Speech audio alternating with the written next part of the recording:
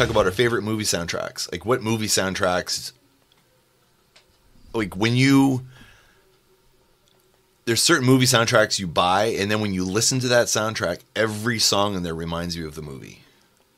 Or most songs are there. Like, whenever you hear that song, it's like, oh, yeah, that was that scene in, whatever movie when this happened. Or, like, you're forever, those songs forever are linked to that soundtrack. And you actually go out and buy the soundtrack and remember the movie that you saw. So I wanted to find the favorite movie soundtracks of all. Some of them won't be, but... Now, all these soundtracks. Yeah. Would you say...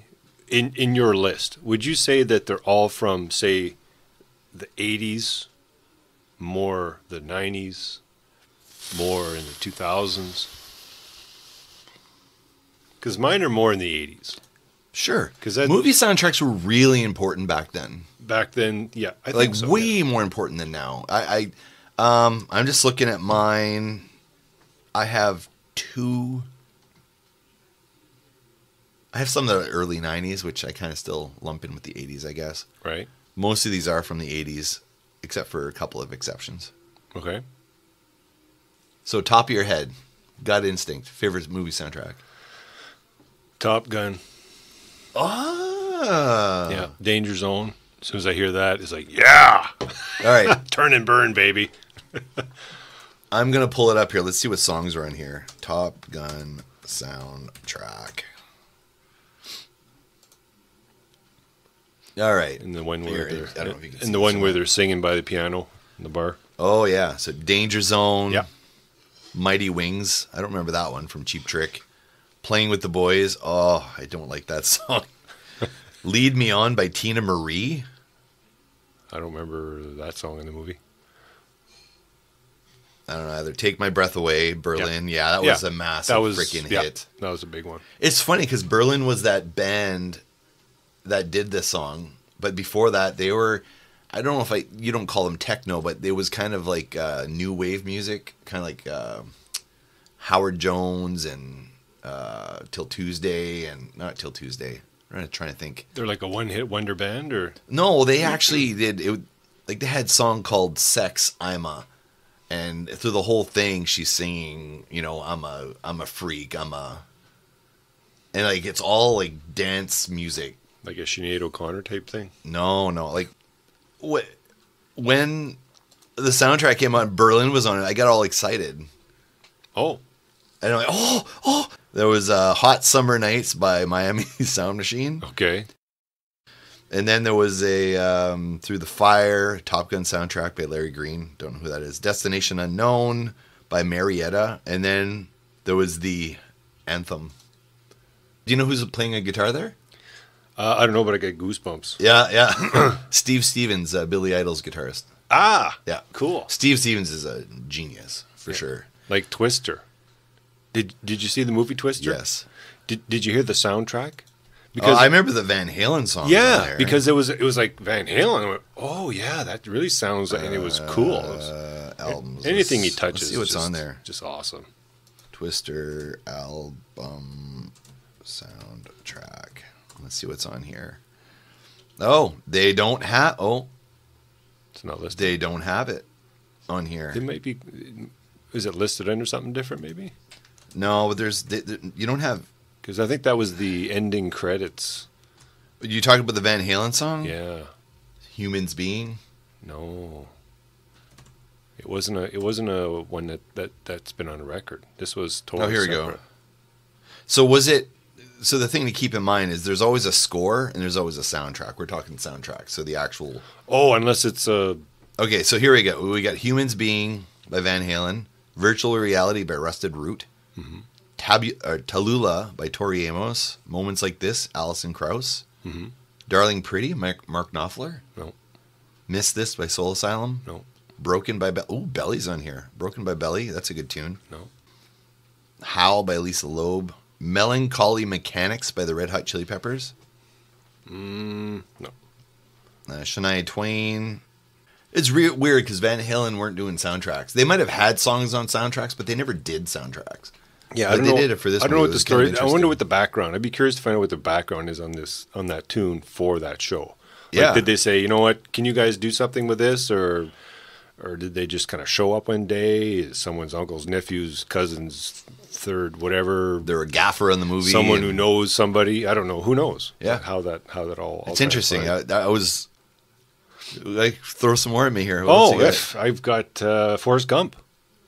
My God, yeah. You got the old CCR playing and stuff. As soon as you hear that, those tunes, you can hear the helicopters flying over. Oh. When they were doing I think it was the Vietnam scene. Forrest Gump sound track. Here we go. Oh, God. Hound Dog by Elvis Presley. Rainy Day Women by Bob Dylan. Mrs. Robinson. Won't you please, Mrs. Robinson? Mm-hmm. Volunteers by Jefferson Airplane. Let's Get Together by the Youngbloods. San Francisco, Be Sure to Wear Flowers in Your Hair by Scott McKenzie.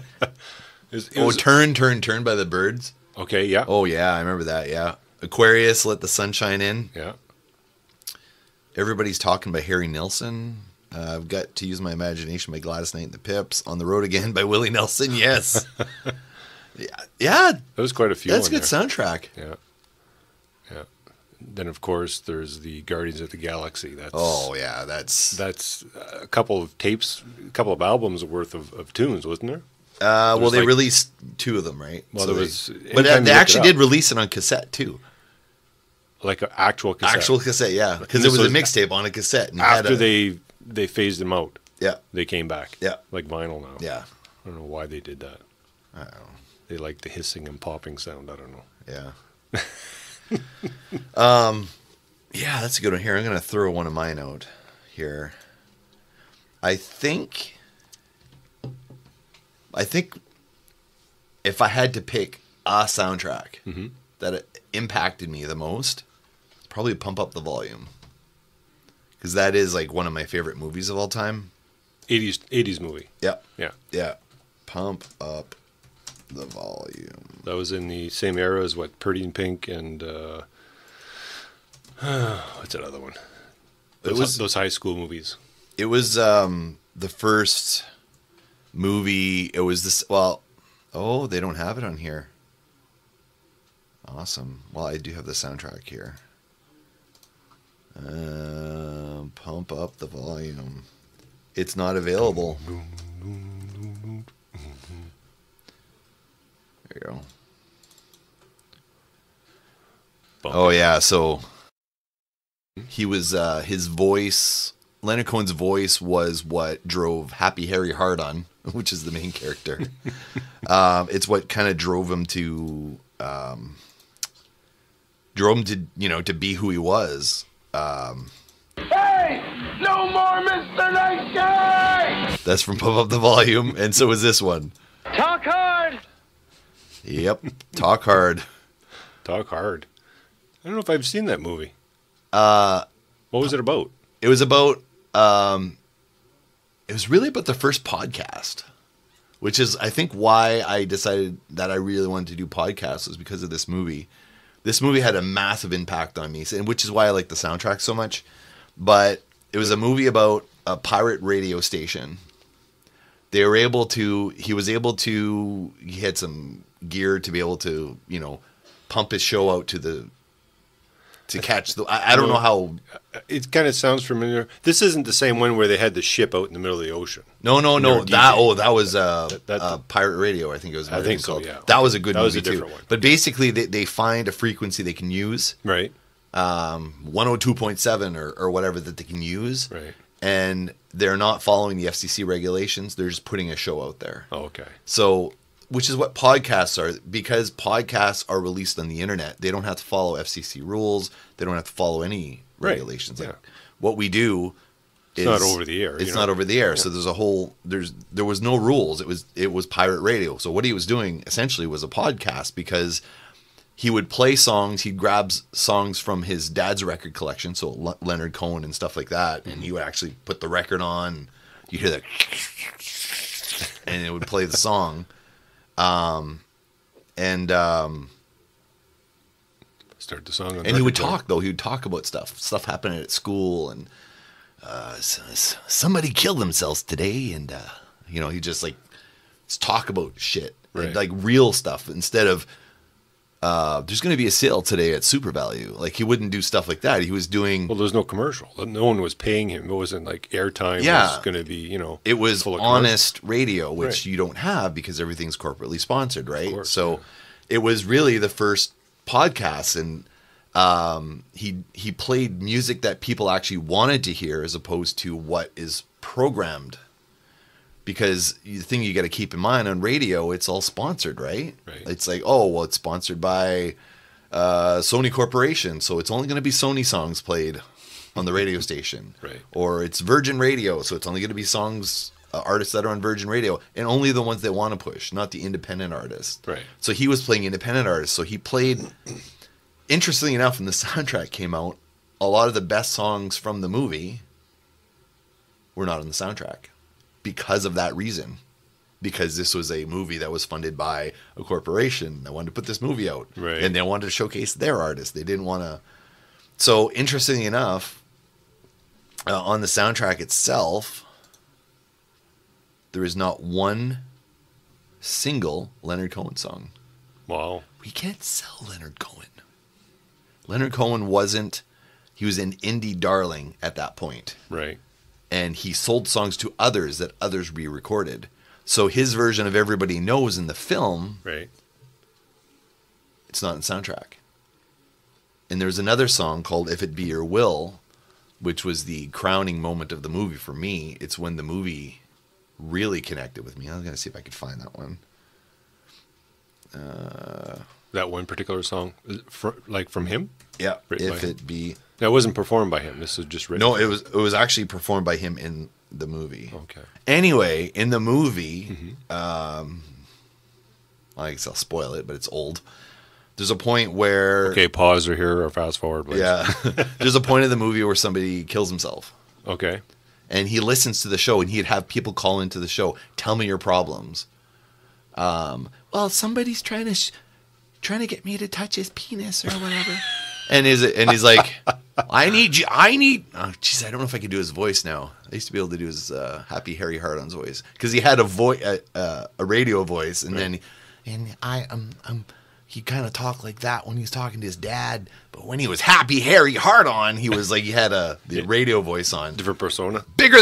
Well, you got to tell me all the ectoplasmic sounds and blah, blah, blah, and was it bigger than a baby's arm? That was this famous comment, which Lar D'Souza drew a picture of me with a baby's arm for a whatever. As a reference? As a reference. Oh my favorite. How old is the baby? I guess that kind of depends. Well, yeah, I guess, yeah.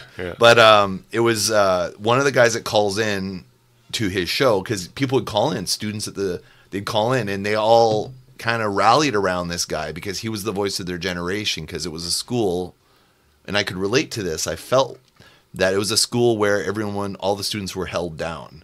There was a strict set of rules, and if you fell outside those rules, it didn't matter who you were. Mm-hmm. Teenage pregnancy, you were going to be kicked out of the school. So the principle of the movie was the school they were in. Sure, this wasn't Footloose, was it?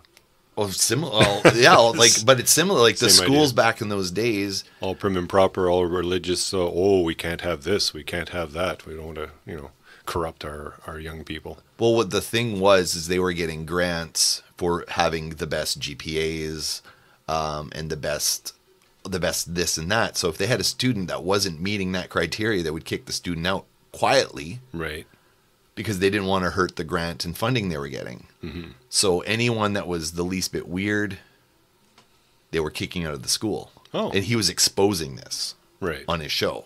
So the FCC jumps in and they're trying to find him and apprehend him, and he's speaking for the students because the students are not allowed to have a voice in this school. Okay, hold on. Okay, you remember when Dad used to watch movies? Yeah.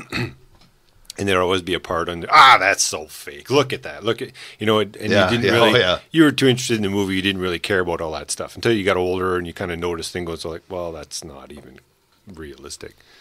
But now I was going to say. What, the FCC trying to hunt him down? Something related to that? Well, no, because if people are calling in, all right, if they're calling in, they obviously have to call a number. Can they not trace the number? Wouldn't they be able to find them? Well, they Are they listening to the show? No, they explain that in the movie. Oh, okay. So they weren't listening at So the they point actually, where you could call in. at the point that the FCC's involved, they decide they're going to trace the number. Oh, they're going to trace the number that way. Okay. So they quote unquote find him in the movie, right? But he's using a like a satellite phone, A repeater. Oh, okay. so like a wireless phone, and he actually put the phone in someone else's garage, the actual base of the Right. phone, and he took the wireless part with him to his Right. house. Okay. So they 2 doors actually, down. so yeah, literally, and then he started using a CB device. You got like video camera and stuff. As soon as you see someone going in there to grab that phone, cut. Yeah, cut like the back then wires. the technology was not as good. Right. So he found ways around it because he was a bit of a tech whiz, right? But anyway, Like Ferris Bueller yeah. with his.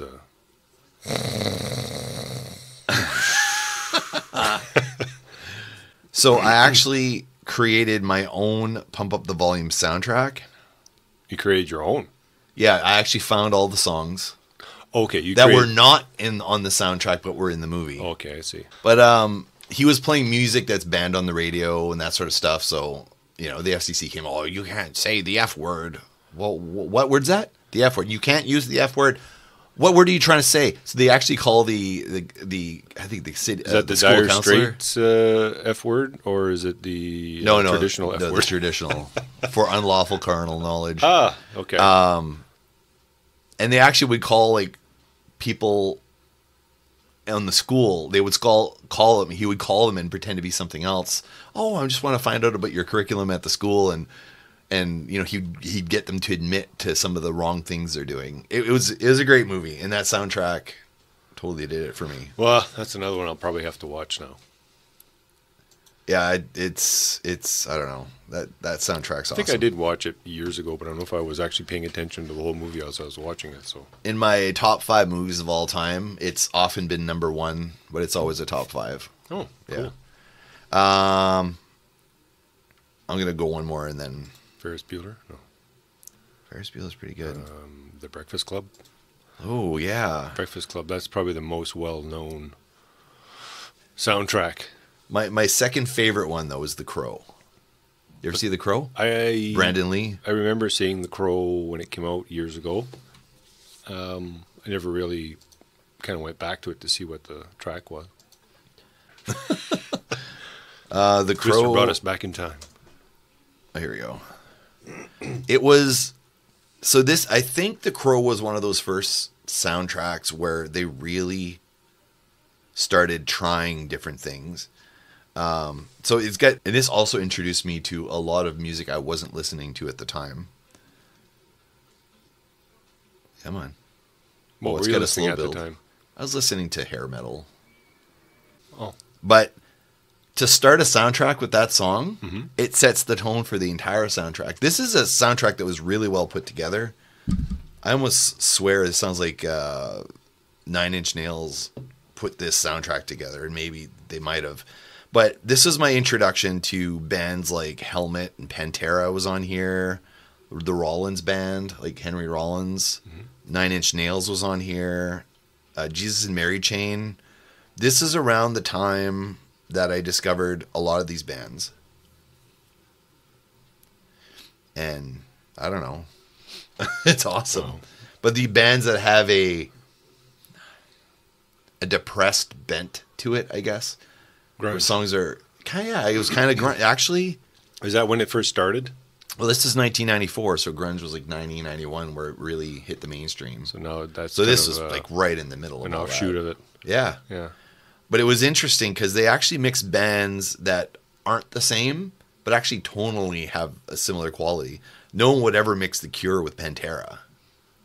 But there's a dark side to both those musics. There's a tone, that actually matches. My Life with the Thrill Kill Cult was on here. But kind of a... You have two bands that, they'll have a common ground at some point with some of their music. Yep. Anyway, what else you got? Terminator 2. What else was on there other than Guns N' Guns Roses? N' Roses. That's Guns N' Roses is the one I remember. That song is so identifiable with that movie. Yeah, when the chase. with the bike and the cemetery. Oh yeah, Oh, man. it's awesome. That's such a good fucking movie. I actually went, like, I had it back when it was it VHS? Yeah. I went out and bought it when it was DVD, and I went and bought it when it was Blu-ray, and I don't have a Blu-ray or DVD player anymore. So Oh, I yeah. don't. But nowadays, I mean, I could look on Netflix. It's probably there.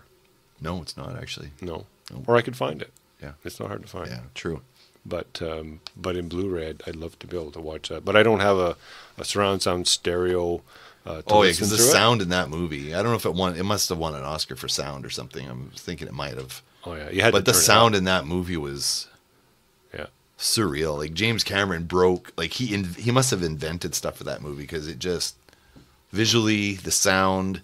I mean, it was a good story too. Don't get me wrong, but he broke ground on every little thing. It was amazing. Yeah, that was an awesome movie. They did diddle-doo-doo, they diddle-doo-doo, diddle-doo-doo-doo-doo-doo-doo-doo. Huh? You would be mine, but you're way out of line. Yeah. Yep. Yeah. But the beginning, do. I guess I should just play it. Well, I'm thinking I'm thinking, oh yeah, it's got a weird drum beat to it at the beginning. Actually, yeah, I like that. drum beat. Yeah. I was just testing out my amp and just Yeah. seeing. I was touching the dials and I'm just playing with the whammy bar just to get the all the squealing and that going on. That's a good song. Yeah, very good song. Who cares what else is on the soundtrack? Pretty much it's, Yeah, because that's the only one I really. it's identifiable. Yeah. What Days of Thunder was another one. Days of Thunder? What was on there? Days. At least I think. Oh, why does he keep doing that? Days of Thunder. Oh, here we go. Actually, when I think David about it, Coverdale, The Last Note of Freedom, Deal for Life by John Waite, Hearts in Trouble by Chicago, Trail of Broken Hearts by Cher, Knocking on Heaven's Door was on there by Guns N' Roses. You Gotta Love Somebody, Elton John. see, it's like when you watch Top Gun. You know, you get when they start taking off, and then and they start, Yeah. with that type of thing, and then with the Guns N' Roses tune, and same with Days of Thunder. I can't remember now. What was the actual, like when they're racing? I don't know. Like, was there an actual song, or was it just strictly What was it sound like? Was just it actually the thunder the score? of the? Just a little rubbing, Harry. I should. This was when I was off the Tom Cruise bandwagon when this movie came out. Okay, I came back around. I like Tom Cruise movies.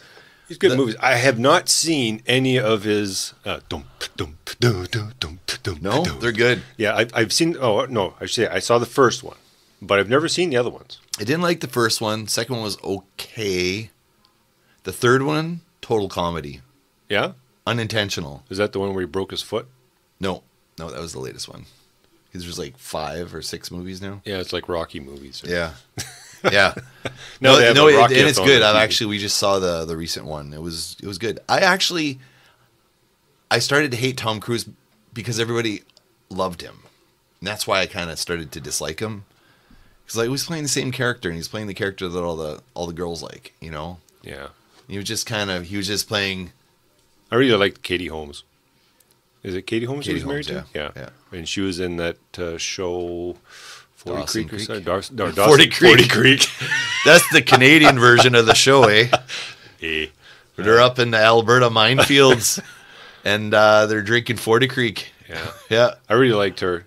And when they got together, it was like, okay.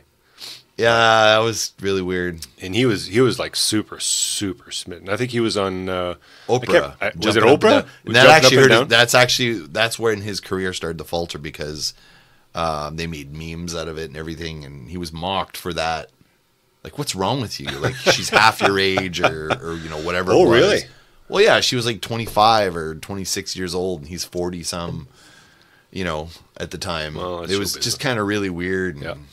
Then they started clocking down all the Scientology stuff he was part of, and I think that's when it all kind of went, what? yeah. John Travolta. John Travolta, yeah.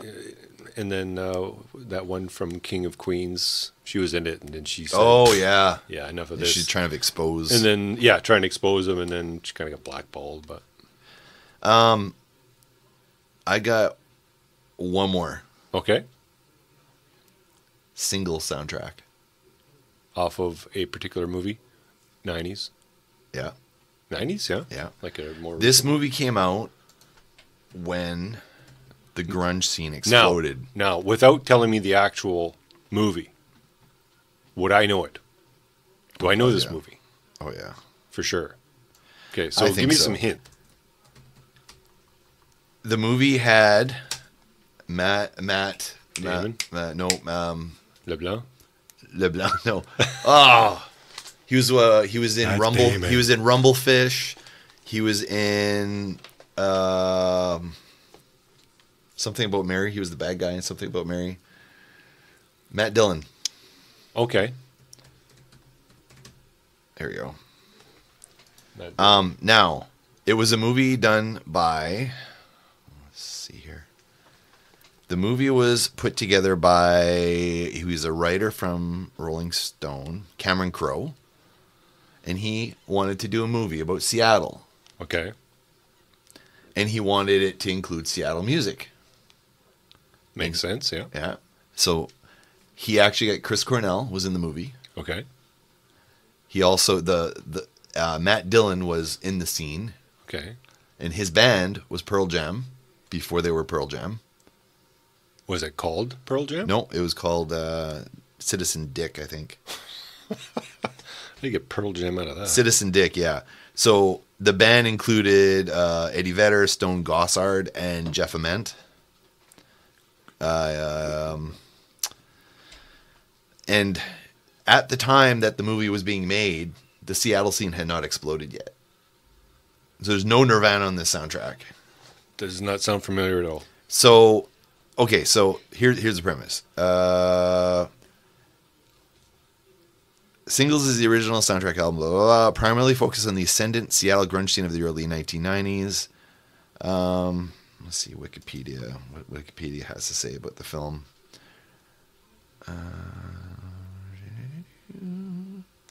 I don't want the soundtrack, I just want the movie.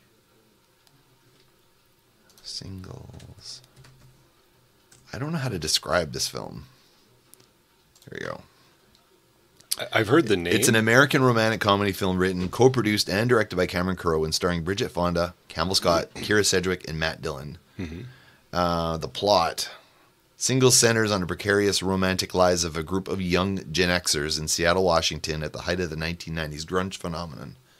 Now, this was recorded before grunge broke. Or this was filmed before grunge broke. So it this ended up is being what- released after grunge broke. So this kind of projected it that much further? Well, it projected that it was going to, I don't know. It just, he was fascinated with the Seattle scene before the rest of the world was. And he wanted to have a film centered around there. So the film revolves around Janet, coffee bar waitress fawning over a cliff, an aspiring yet slightly aloof grunge rock musician of the fictional grunge rock band Citizen Dick. And then another couple, Linda Powell and Steve Dunn, a couple wavering on whether to commit to each other, and Debbie Hunt, who is trying to find Mr. Right, a man who would make an ideal romantic partner, by making a video to express her desire. So it's set.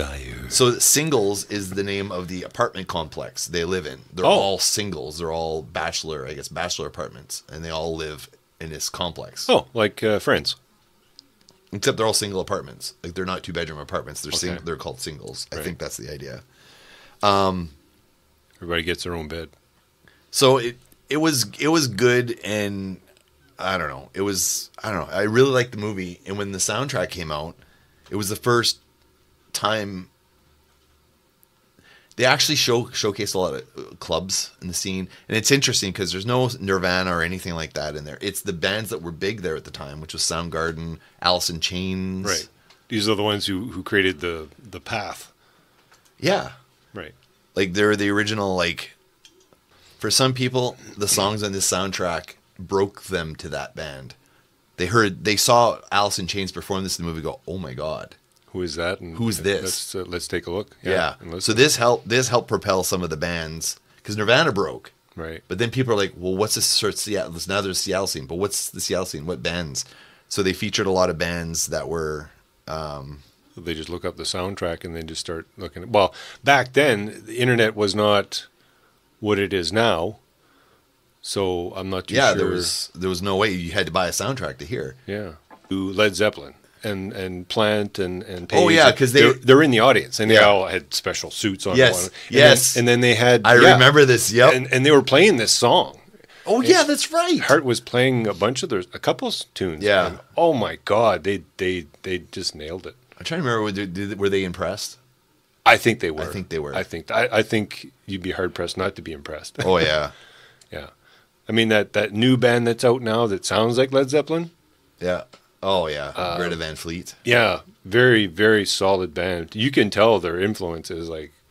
We're not 98%. We're not really influenced by Led Zeppelin. We're more influenced by Queen. Yeah, whatever. Okay. This song is one of my favorites. And douchebag. Before you get to that, I just want to say something. That's Greta Van Fleet. Yeah. Okay, imitating Led Zeppelin.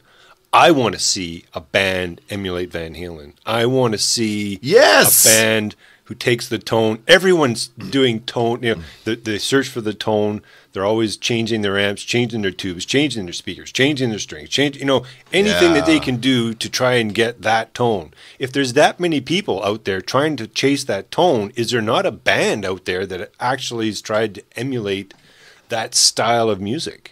Or is that gone back? Because I mean, people have imitated the Eddie Van Halen stuff, but no one's actually imitated the Van Halen sound as a band. I don't think. Not now. No. There was one, two. Kids? I can't remember. Go back and listen to stuff. This will be our next segment we're going to do after this. But okay. He's in the film. Which one? In Singles. In Singles? He's actually in there. I think he's friends with Citizen Dick, like with Matt Dillon. Oh, how's his acting? Good, actually. Yeah. See if I can find it here. Do you have a lot of lines? There's a few lines. Yeah. YouTube. Chris. And Soundgarden actually performs in the film as well, which is freaking awesome. So who's Chris with now? Like, what band is he in now? Is he Chris Cornell? Is he just in with him, or no? is He's dead. He committed suicide. That was the one who committed suicide. Yes. Okay. So the last band that he was in was it Audioslave, or was it just him solo? He went back. So he was in Temple of the Dog. Right. Which was him and Pearl Jam. Right. And his drummer from Soundgarden, who's now the drummer for Pearl Jam. So he did that album because he was roommates with the singer. There was a band called. Who did I see in concert here? But he also was Audioslave. Yeah, he was the singer for Audioslave. Did we go to a concert together? Yeah, we saw Audioslave. It was Audioslave. Yeah. And who opened for them? Oh, geez, it was that band from in town. Oh. And if you closed your eyes and you listened to it, you'd swear it was the one that we were just talking about. The other one that Alice in Chains? No.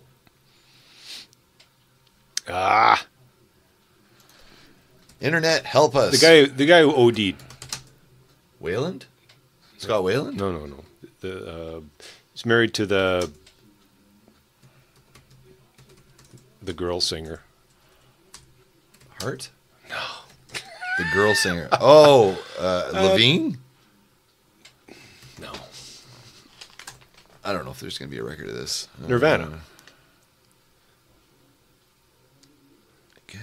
There was a band that they played a couple of Nirvana tunes, and if you closed your eyes, you Seether. Seether, yes. If you closed your eyes, you could not tell the difference. Oh yeah, here's the set list they did in Winnipeg when they played here. Audioslave. They did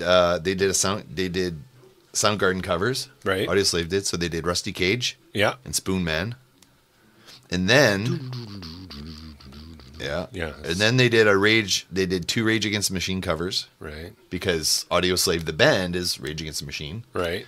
Then, for an encore, they did Black Hole Sun. Mm-hmm. They did Killing in the Name of by Rage Against the Machine. Mm-hmm. And they did Fuck the Police by NWA. This was freaking good, man. It does not say who opened for them, though. That was a good show. Well, Seether. See, I think it was Seether, yeah. Here, I gotta go pee really quick. Okay. Keep the crowd entertained, or pause it, whichever. I'll be right back. Okay. Oh, man. Whoa.